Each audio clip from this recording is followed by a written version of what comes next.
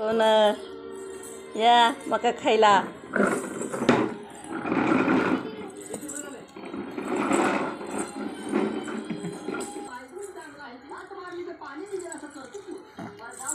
एकच नंबर लागतीये शेतातली तर मका खायला. या मामानं आमच्या मका आणली म्हणून आम्हाला लई खाऊ वाटायली. आता तर झोपून सुद्धाच खाऊ वाटायला लागली. कायच खरं नाही, लयच आवडायला लागली या.